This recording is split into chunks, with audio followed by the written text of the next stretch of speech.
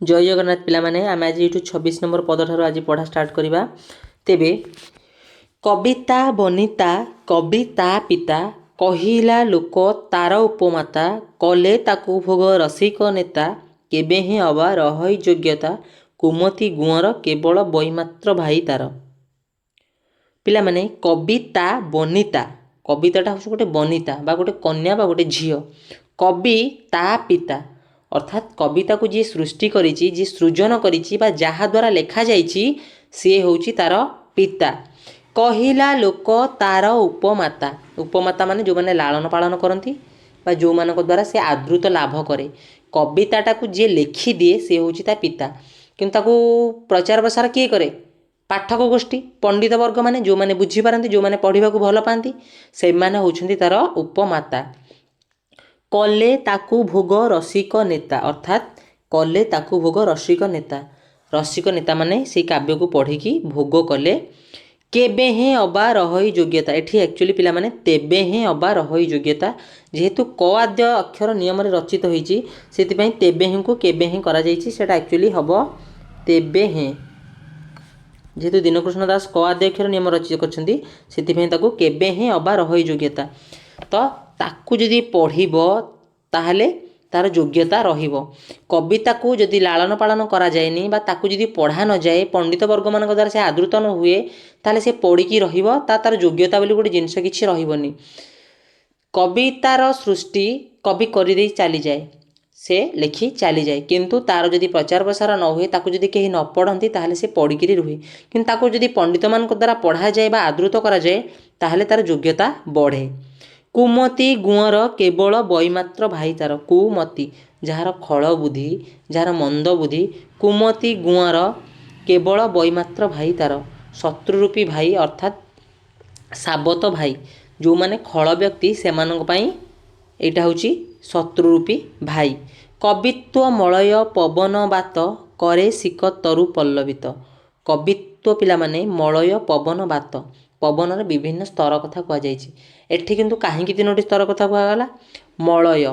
पवनर अन्य ना होछि मलय पवन बात एगुड़ा सब पिला माने प्रतिशब्द मलय कथा एथिपाई कहगला बसंत ऋतु समय रे जो पवन बहे ताको मलय पवन बोली कहा जाए। पवन खाली पवन बात अर्थात वर्षा समय रे जो झिपझिप वर्षा हुए ताको बात बोली मध्य कहा जाए। जो झिपझिप वर्षा रे जो सिंहरण खेलिथबा पवन जो रोमांच सृष्टिकारी पवन हुए सेटा होछि बात बोली कहा जाए। कवित्व मलय पवन बात जहाँ पाखे कवित्व थिबो बा ए कविता को जी पाठ पढ़िबो मलय पवन बात करे शिखरसु तल पल्लवित कवित्व जहाँ पाखे थिबो जो माने पंडित व्यक्ति बा जो माने रसिकिया व्यक्ति से जदि काव्य को पढ़िबे मलय पवन आ वर्षार जो सिंहरण रूपी पवन द्वारा सेमानंकर शुष्क तरु मध्य पल्लवित हेबा सेमानंक भितरे गोटे सिंहरण सृष्टि हेबो सेमाने ता भितरु रसजात करि परिबे। कर्कश मूर्ख शुष्क तरु मात्र कर्कश मूर्ख अर्थात जो मानक पार्टी केवल अस्वाभाविक कथा बाहर कर्कश जो मानकर कथा असुंदर मूर्ख शुष्क तरु मात्र जो माने न बुझी पारंती से माने शुष्क तरु मात्र केबे हे केते बेले हे नधरई पत्र अर्थात से माने जेते प्रकार काव्य कविता पढ़िले बा जो भलिया भाबरे पवन हेले मध्य काव्यर पवन सहित तुलना करागला पिला माने तादेर जो वर्णना शैली करा जायछि जो शब्द गांभीर्य दिया जायछि काव्य को जदि सठिक रूपे न बुझिबे ताहले केबे हे नधरई पत्र मूर्ख लोक माने आको जदि न बुझी परिबे सेमानकु किछि मध्य अनुभूत हेबो नाही। कामिनी विभाव करई निज नपुंसक द्रव्य अर्थात कामिनी पिला माने नृत्यंगना नारी हो सुंदरी नारी हो अप्सर कथा हो कि बेश्या कथा हो जदि गोटे नपुंसक आगे से निजर संपूर्ण शरीर को देखे नृत्य करे बा आकर्षण करने को चेष्टा करे से कौन आकर्षित हुए नपुंसक कौन आकर्षित हुए कि ठीक से ही भाव में मूर्ख माने होउछंती सेया से माने गोटे गोटे नपुंसक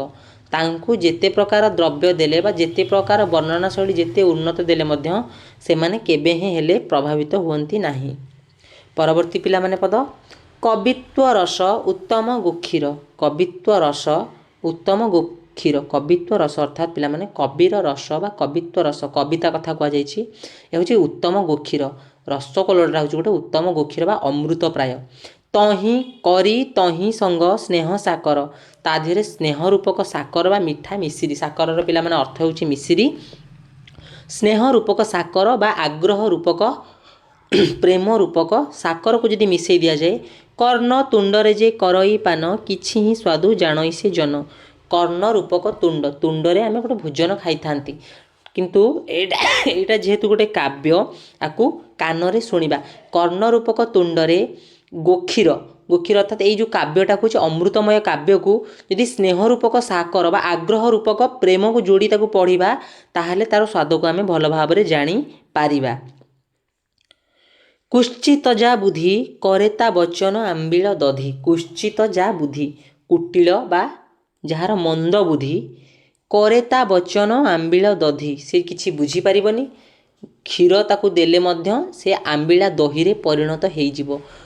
ପଣ୍ଡିତ ବ୍ୟକ୍ତି ଯଦି ତାକୁ ପଢ଼ିବ ତାକୁ ଅମୃତ ପ୍ରାୟ ମନେ ହେବ ବା ମନି ହେବ, କିନ୍ତୁ ଯଦି ମୂର୍ଖ ବ୍ୟକ୍ତିକୁ ଏଇ କାବ୍ୟ ଦିଆଯାଏ ତାକୁ ଯେତେ ପ୍ରକାର ଦେଲେ ମଧ୍ୟ ତାହା ଆମ୍ବିଳା ଦହିରେ ବା ତା ମୁଖରେ ଏହା ଆମ୍ବିଳ ଦହି ବୋଲି ପରିଣତ ହେବ। କବିତ୍ୱ କୋଷେ ନାନା ଦ୍ରବ୍ୟ ଥାଇ କିଛି ଯାର ଜ୍ଞାନ ଚକ୍ଷୁ ନଥାଇ। କବିତ୍ୱ ରୂପକ ଭଣ୍ଡାରରେ ନାନା ଦ୍ରବ୍ୟ ଥାଇ, ଅର୍ଥାତ୍ ଗୋଟେ ଭଣ୍ଡାରରେ ଯେମିତି ଧାନ ଥାଏ, ମୁଗ ଥାଏ, ବିରି ଥାଏ, ଠିକ୍ ସେଇଭଳି ଭାବରେ କବିତ୍ୱ ଭଣ୍ଡାରରେ, ଏଇ କବିତାରେ କବିତ୍ୱ ଭଣ୍ଡାରରେ ଅର୍ଥାତ୍ ଯେଉଁମାନେ ପଣ୍ଡିତ ବର୍ଗ ସେମାନଙ୍କ ମୁଣ୍ଡ କଥା କୁହାଯାଉଛି। ଆଉ ଗୋଟେ କଥା, ଆଉ ଗୋଟେ ଦୃଷ୍ଟିରୁ ଏହି କାବ୍ୟ କଥା ମଧ୍ୟ କୁହାଯାଉଛି। ଏହି ରସଗୋଲରେ ପିଲାମାନେ ବିଭିନ୍ନ ଜିନିଷ ଅଛି, ଶବ୍ଦ ଜ୍ଞାନ ହେଉ, ସୃଜନଶୀଳତା ହେଉ, ଲେଖିବାର ଶୈଳୀ ହେଉ, ଶବ୍ଦ ସଂଯୋଜନା ହେଉ, ଅର୍ଥ ପରିପ୍ରକାଶ ହେଉ, ଏଇଭଳି ଭାବରେ ଅନେକ ଜିନିଷ ଅଛି। କବିତ୍ୱ କୋଷେ ନାନା ଦ୍ରବ୍ୟ ଥାଇ କିଛି ଯାର ଜ୍ଞାନ ଚକ୍ଷୁ ନଥାଇ, ଅର୍ଥାତ୍ ଯାହା ମୁଣ୍ଡରେ କିଛି ଜ୍ଞାନ ଚକ୍ଷୁ ନଥାଏ, ଯେଉଁମାନେ ମୂର୍ଖ, କରନ୍ତି କାହିଁ ତହିଁ ଅଧିକାର, ସେଠି ଯାଇକି ଅଧିକାର ଦେଖେଇକି ଜାହିର କରନ୍ତି। ପୁରାତନ ସମୟରେ ପିଲାମାନେ ଦରବାର ଗୁଡ଼ାକରେ କାବ୍ୟ କବିତା ଗୁଡ଼ାକ ପାଠ କରାଯାଉଥିଲା। ଯେଉଁମାନେ ଭୁଲ ଲେଖୁଥିଲେ ବା ଯେଉଁମାନେ ମୂର୍ଖ ଥିଲେ, ଯେଉଁଠୁ କପି କରନ୍ତୁ ବା କେଉଁଠୁ କ'ଣ ଲେଖିକିରି ଆଣୁଥିଲେ, ସେମାନଙ୍କୁ କଠୋର ନିନ୍ଦା ପ୍ରଦାନ କରାଯାଉଥିଲା। ଏଠି ଗୋଟେ ଉଦାହରଣ ଦିଆହେଇଛି, କିଛି ଯାର ଜ୍ଞାନ ଚକ୍ଷୁ ନଥାଇ କରନ୍ତି କାହିଁ ତହିଁ ଅଧିକାର, କିଞ୍ଚିତେ ଲାଜ ନଥାଇ ତାଙ୍କର କାର୍ଯ୍ୟ ପଡ଼ିଗଲେ କେବଳ ବ୍ୟବହାର ସରଇ ଭଲେ। ଅର୍ଥାତ୍ ସେମାନଙ୍କୁ କେବଳ ଯଦି ଏ କାବ୍ୟ କଥା କୁହାଇକି ବୁଝେଇବାକୁ କୁହାଯାଏ, ସେମାନେ ସେଇଠି ହିଁ ତାଙ୍କର ବ୍ୟବହାର ସରେ ବା ଇଜ୍ଜତ ସରେ ବୋଲି କୁହାଯାଇଛି। ମୂର୍ଖ ବ୍ୟକ୍ତି ଯଦି ରସଗୋଲକୁ ପାଠ କରିବ, ସେ କିଛି ବୁଝିପାରିବନି କି କିଛି ବୁଝେଇ ମଧ୍ୟ ପାରିବ ନାହିଁ।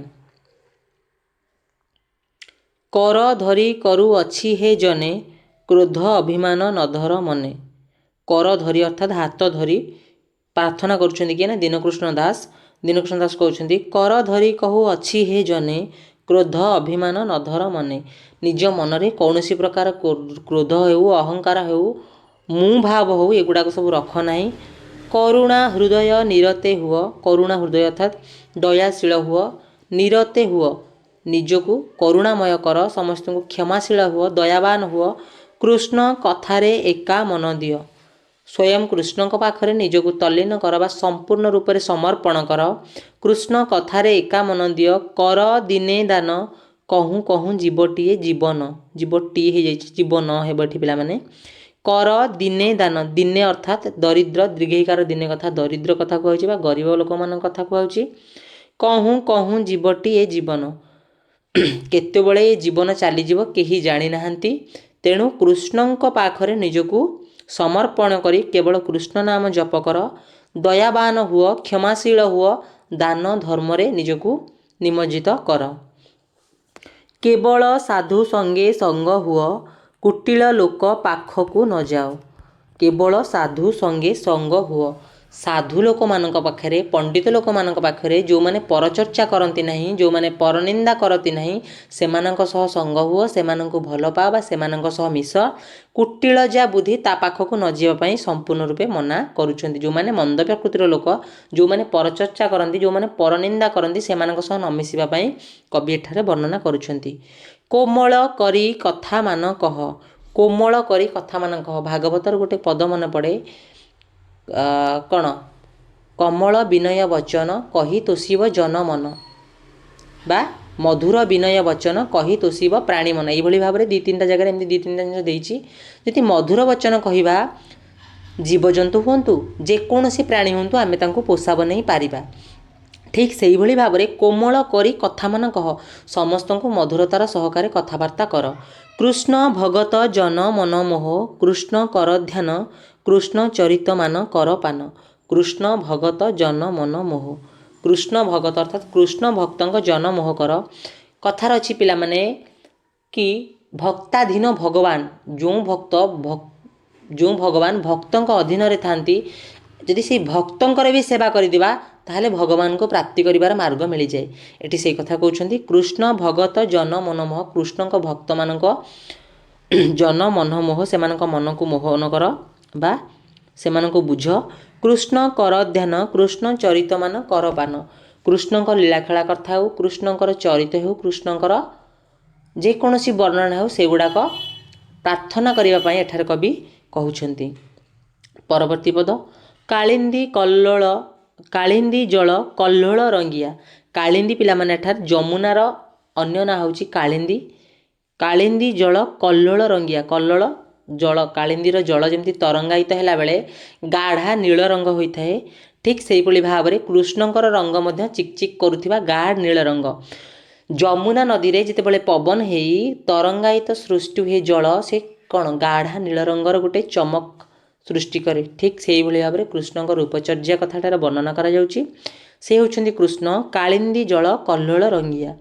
कदम्ब तरु तल त्रिभंगिया कदम्ब तरु तले से त्रिभंगी ठाणी रे जो ठिया होइछन्ति से होउछन्ति कृष्ण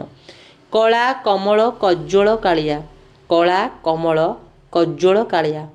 कला कमल अर्थात पिला माने पद्मपत्र परी आखि जହାର से कला रंगर कृष्ण से कला आखि कला पद्म परी आखि जହାର से होउछन्ति कृष्ण केकी विरह कलाप चलिया केकी विरह कलाप चुलिया अर्थात मयूर चूल से जो मुंडरे मारिछन्ति बा धारण करिछन्ति से रिलेटेड गोटे छोट स्टोरी राधा तांको गोटे थर पचारिथिले पिला माने कृष्ण को कि प्रभु आपण काहेकि मयूरर चूल को मुंडरे धारण करिछन्ति कृष्ण सेठी गोटे कथा कहिथिले कि गोटे पौराणिक कथा हो बा किंवदंती कथा हो मयूर मयूरीर मिलन केबे हेले दैहिक मिलन सेमानकर केबे हेले हुए नाही राधा और कृष्णकर प्रेम मध्य ठीक से भाव में शाश्वत और चिरंतन जोटी दैहिक सुखर कामना नथिला किंतु मिलनर कथा थिला दिजण प्रति प्रेम पवित्र थिला शाश्वत थिला और चिरंतन थिला से जो कहला केकी विरह कलाप चुलिया केकी विरह अर्थ मयूरर जो चूल से माने मुंडरे मारिछन्ति से होउछन्ति कृष्ण कांत कुंडलिया कांत अर्थात पिला माने शांत अर्थात हो पारिबो अर्थात सुंदर अर्थर मध्ये हो पारिबो कांत कुंडलिया सुंदर मुखमंडल जार बा जहा मुख को देखिले शांति मिल जाए आत्मशांति हुए कुमुद बंधु मुखमंडलिया कुमुद बंधु अर्थात कई कुमुदर बंधु किए कुमुदर बंधु किए कई चंद्र बिना प्रस्फुटित हुए नहीं कुमुद बंधु होउछन्ति पिला माने चंद्र कुमुद बंधु चंद्र प्रति मुख जହାର चंद्र प्रति मुख जହାର गोल आ सुंदर मुख होउछन्ति कृष्णकर कुमुद बंधु पिला माने चंद्र कुमुद बंधु अर्थ चंद्र मुखमंडलिया चंद्र परी मुख जହାର से होउछन्ति कृष्ण कुटिल नील अलका बलिया कुटिल नील अलका बलिया कुटिल नील अर्थात कुटिल बंका बंका हो जोटा हमर जो मुड़ा मुड़ा अर्थ कुटिल नील अलका बलिया अर्थात जो तांकर चुटी गुड़ाक आग को सब मोड़ा मोड़ा ही पड़ी अति चमत्कार बा अति सुंदर दिशुचंदी से होउछन्ति कृष्ण कमनीय वन फूल मालिया कमनीय अर्थात पिला माने सूक्ष्म हो पारिबो आउ नाना रंग बेरंगर फूल कथा मध्य कह जाई पारे कमनीय वन फूल मालिया अर्थात नाना रंग बेरंगर सूक्ष्म फूल गुड़ाकर माळ जो पिंधुछन्ति से होउछन्ति सेही कृष्ण कल धृत कांति दुकुलिया कल धृत कांति अर्थात पिला माने हलदिया बसन सूर्यंकर लाल रक्तिमा आभा जितेबाला उदय समय जो चिकमिक करे तांकर कृष्णंकर वस्त्र प्राय सेमिति हलदिया रंगर चिकमिकिया वस्त्र से धारण करथांती से होउछन्ति कृष्ण किशोरी बरज संग मेलिया किशोरी अर्थात बरज पिला माने गोपनारी ब्रजनारी बोली कहा जायछि गोपी माननको किशोरी बरज संग मेलिया जी गोपी मानक गहन रे लीला खेला करंती गोपी मानक मन को चोरे नैछन्ति से होउछन्ति कृष्ण कृष्ण दास मन कमल उनिद्र कर तप कृष्ण दास मन कमल उनिद्र कर तप मन अर्थात कृष्ण को पान कर बा कृष्ण को भक्ति करी कृष्ण दास मन कृष्ण दास जो लिखिछन्ति रसकलल कमल उनिद्र कर तप जो पद्म रूपक काव्य को तुम्हें माने प्रस्फुटित कर कृष्ण को ध्यान कर एवं रसकललरु रसजात करी निजर ज्ञानर परिसीमा को विस्फारित कर बोली एठार कवि वर्णना करुछन्ति शेष निज नारे भणिता करिसेंति तेबे रसकलल 34 नंबर छंद एठी शेष होला समस्त को जय जगन्नाथ।